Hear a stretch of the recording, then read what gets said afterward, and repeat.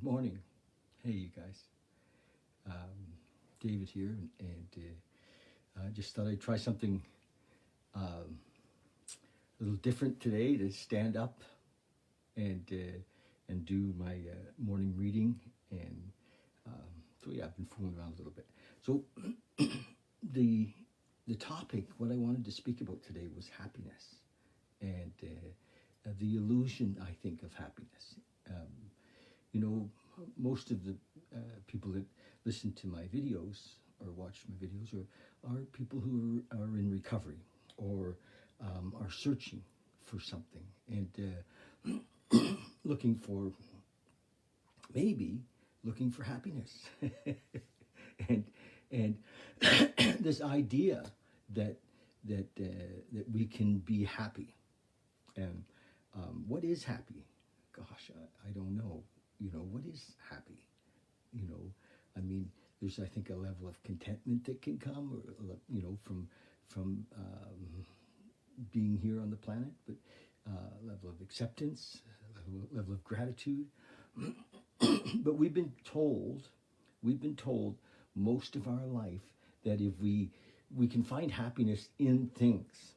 We've been told that, you know, if we find the right guy, you know, we could be happy. Or we find the right woman, we can be happy. If we have the right job, we can be happy. If we have enough money, we can be happy. If, you know, we have, you know, live in the right neighborhood or have the right home, or you know, there's all of these things that we've been told that were outside of us that we have somehow believe would create happiness. And one of the beauties of having been on the planet now quite a while is that I see that that's just not true. It's just not true. And you know, so especially with the alcoholic and the addict, you know, we're judging all kinds of the things in the recovery program with the mind towards, is that going to make me happy? And because we really think that it's a race, you know. I've got to have X amount of dollars. You know, if we're thinking, and I've been recently spending time with lots of men in their 20s and 30s and 40s who are like, oh, man, I have wasted a lot of time here on the planet. I've got to get busy, and you know, I have to put my finances together, and as if that's going to make them happy, and it doesn't. It doesn't. You know, I've got to marry this gal, and you know, or I've got to get in shape. I see that a lot. My physical body, I have to get in shape, and so none of this stuff works. Period. It doesn't work. It's all temporary. It's all outside of us. You know, does it work for you? You know, this whole idea of being happy, does it work for you? So that's the question. That's the whole thing today. And so where I wanted to go with that is that if you're an addict or an alcoholic, and the last 2 weeks I spent on the front desk during the day at Fresh Start, and the phone rang, unbelievable. Like, just so many people in trouble, so many people, many mums calling. And I've got such a soft spot for mums, you know, mums saying, can you help my son? You know, what can I do for my son? And it's heartbreaking. It's like the epidemic is in this, you know, disease of alcoholism and addiction. And the root of it is this idea that something that we do can make us happy. The root of the disease is in this selfish idea that if I get more, I will be content or happy. And it's a delusion. And we are deluded. And when we're full of fear that it's not true, we see that it's not true. And we're like, oh my God, if this is not true, you know, what is true? And so I see it a lot. You know, guys come in, and it's not just that they were maladjusted to life. It's not just that many of them are successful in many ways, you know, but this idea that happiness is something they were supposed to get here, and that has eluded them, and they're, and so they're living in this false idea of and creating a facade of happiness, and finally some of them just say, fuck it, and they give up on it. They say, that's it, I'm never going to be whatever it is they thought they were supposed to be, and we're conditioned from our childhood. Dad wanted us to be an accountant, right? Or we thought that that's what Dad wanted. Dad didn't really want that. Dad wanted us to just have a life, have a great life. But maybe Dad said that, so we were like, maybe we went and did it, and we sold ourselves short, So I wanted to read something to you in the big book of Alcoholics Anonymous. In the big book, there's a chapter called There Is a Solution, and I wanted to read something to you because what it said in that chapter was that there was and it's a bit of a story. I'm going to read it to you though, okay? This is page 26 in the big book in AA. It says, a certain American businessman had ability, so good sense and high character. For years he had floundered from one sanitarium to another, and this is just pre AA. This is like in the 30s, but just pre. He consulted the best known American psychiatrist. Then he had gone to Europe, placing himself under the care of the celebrated physician, Dr. Jung. So this was Carl Gustav Jung. So many of you know of Jung. Jung was, really one of the founders of modern psychology, and an amazing man, ahead of the game at the time, who prescribed for him. Though experience made him skeptical, he finished his treatment with unusual confidence. His physical and mental condition was unusually good. So this is the successful businessman. Above all, he believed that he acquired such a profound knowledge of the inner workings of his mind, his hidden springs, that relapse was unthinkable. So not only is what we do won't make us happy, but knowing ourselves from this point of view, self-knowledge, won't help either. So this is not just for the addict, the alcoholic. The world is full of unhappy people, dissatisfied with life, and looking outside and thinking the problem is outside of them. And this solution that I'm going to share with you right now is the solution for all of us. Trust me, it is the solution for all of us. And I looked under a lot of rocks, searched in a lot of closets to find this. And here it was, here all the time. Above all, he believed that he acquired profound knowledge of the inner workings of his mind and its hidden springs, that relapse was unthinkable. Nevertheless, he was drunk in a short time. More baffling still, he could give himself no satisfactory explanation for his fall. So he returned to the doctor, whom he admired. So he's going back to Europe to see Dr. Jung. And asked him point blank why he could not recover. He wished above everything to regain self-control. He seemed quite rational and well-balanced with respect to other problems, yet he had no control whatever over his drinking. There was, in our case now in society, drinking and addiction. So, so many of us think if we can just get our self-control back, or if we just get on the path, if we blame it on outside. But here's the solution right here. This is the solution. This is from Carl Jung. He had no control over it. Why was that? He begged Dr. Jung to tell him the whole truth, and he got it. In the doctor's judgment, he was utterly hopeless. So many of us know somebody like that, and sometimes we feel like that, utterly hopeless. He could never regain his position in society. He'd have to place himself under lock and key or hire a bodyguard. He expected to live long. That was the great physician's opinion. But this man still lives today and is a free man. He does not need a bodyguard, nor is he confined. He can go anywhere on earth where other free men may go without disaster, provided he remains willing to maintain a certain attitude. So here's the deal. Here's the solution. Some of the alcoholic readers may think they can do without spiritual help. But let us tell you about the rest of the conversation our friend had with the doctor. The doctor said, "You have the mind of a chronic alcoholic. I've never seen one single case recover where this state of mind existed in the extent that it does in you." And I see so many of these now. So many of these. Our friend felt as though the gates of hell had closed on him with a clang. He said to the doctor, "Are there no exceptions?" This is an amazing man. He's standing in front of Dr. Carl Gustav Jung, and he's saying, are there no exceptions? And yes, the doctor said there is. Exceptions to cases such as you have been occurring such early times. Here and there, once in a while, alcoholics have had what we call a vital spiritual experience.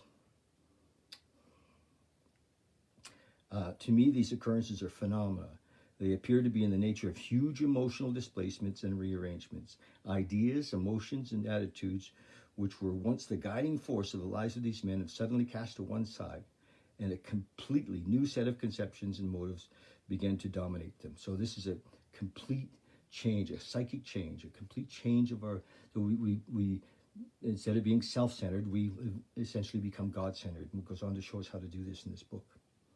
In fact, I've been trying to produce some of this emotional rearrangement within you. With many individuals, the method I employed was successful, but I've never been successful with an alcoholic of your description. So this is Dr. Jung. Upon hearing this, the friend was somewhat relieved, for he reflected that after all, he was a good churchman. And this hope, however, was destroyed by the doctor telling him that while his religious convictions were very good, in his case, he did not spell the necessary vital experience. So a belief won't do it. We need the experience. Here's the terrible dilemma that our friend found himself in when he had the extraordinary experience, which, as we have already told you, made him a free man. So that's the deal. It's a, everything that I talk about is this. How do we have this experience? How do we drop into that space of surrender, letting go of our old ideas, of acceptance, because most of us are living in fear. Many of us living in fear and thinking that, stuff from the outside will fix that. We have a big enough house or a big enough gate, right? So anyway, the key is in this vital spiritual experience, and that for many of us, we find in the 12 Steps of Alcoholics Anonymous, that is one way. There are many paths to this experience. We're not talking about religion. Being a Buddhist is not it. Being a Christian is not it. Having the experience, the Christ experience, the Buddha experience is it. And not believing in a doctrine doesn't work for us. So we have to surrender and have this experience. And it goes on to talk about, William James wrote in his book, A Variety of Religious Experiences, that it can be done over a period of time, and that's what's happened for me. It was many years of searching, and because I was extremely attached to what I thought life should be, and to get to a place of surrender was not an easy process for me. So one of the things that I do here, I don't know where I put it. Where did I put it? Oh, there it is. Every morning I read a little bit from my book. This is it, the 24-hour day book. I'm going to read for you this morning, a little bit, October 14th, 15th, 16th, there we go, 17th, is that it? Yes. So, we have to let go of a lot of our old ideas. This idea that something outside of us is going to fill us up, create happiness. You're not after happiness. What we're after is beyond happiness. It's this oneness, this experience of God, of now, of bliss. And it's there for us. We just need to let go of who we think we are. Okay, October 17th, thought for the day. What am I going to do today for AA? So this man wrote this book in 1954. AA was very young at the time, and it's been a mainstay ever since. I started to read it. I started to read it in May the 1st online like this, and in these times, a lot of things are upside down, which is great. We're shaking the world up. which is kind of cool, and all the things that we thought were solid aren't.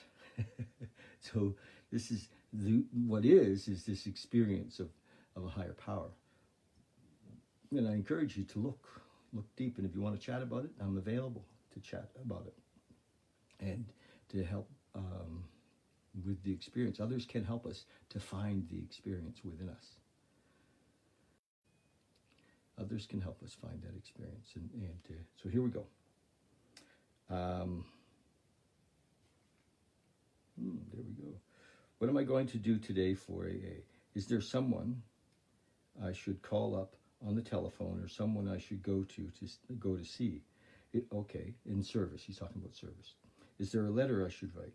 Is there an opportunity somewhere to advance the work, the spiritual work, which I have been putting off or neglecting? If so, will I do it today? Will I be done with procrastination and do what I have to do today? Tomorrow may be too late. How do I know there will be a tomorrow for me?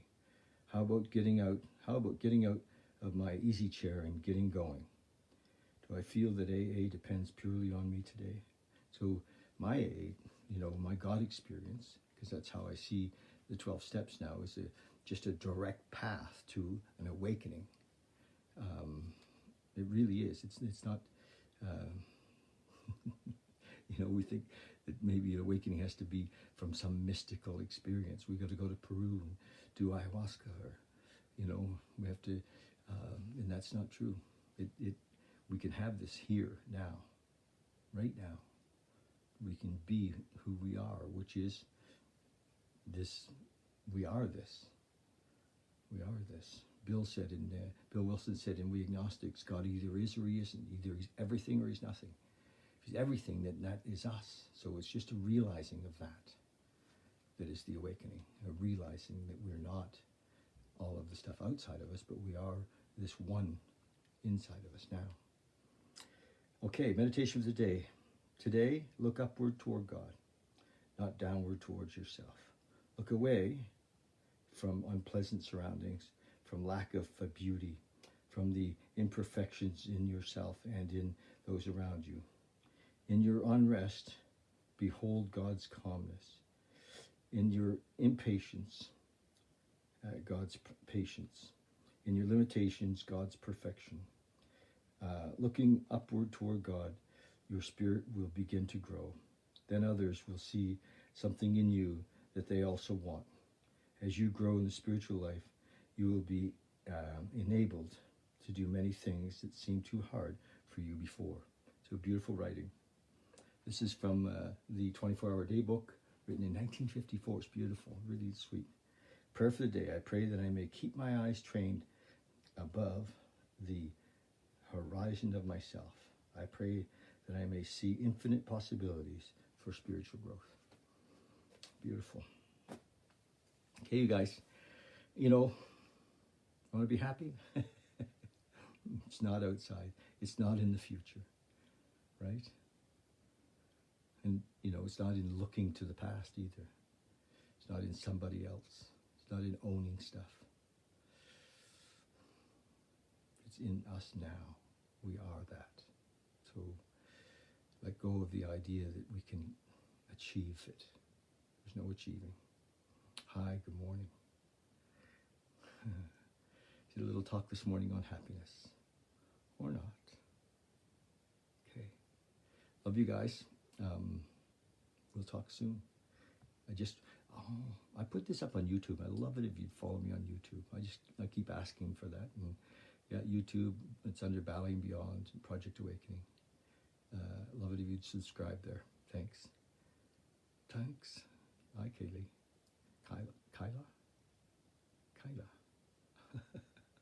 I love you. We'll talk soon. Bye.